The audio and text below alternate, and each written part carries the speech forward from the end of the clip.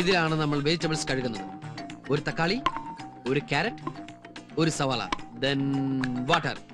Wash it fast. ഇതിലാണ് നമ്മൾ ബിരിയാണി ഉണ്ടാക്കാൻ പോകുന്നത്.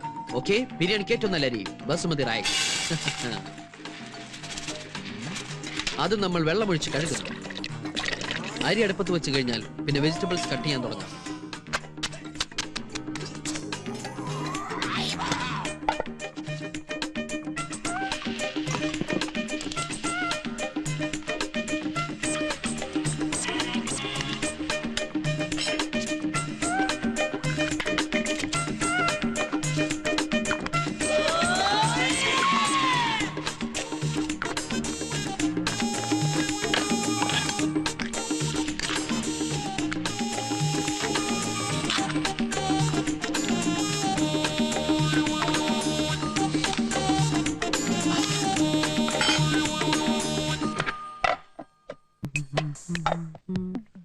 ആ പ്ലേറ്റ് എടുക്കൂ.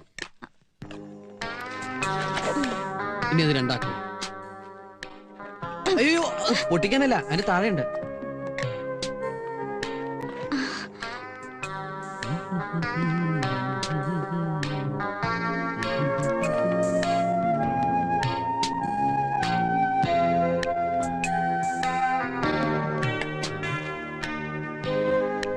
Napkin, spoon.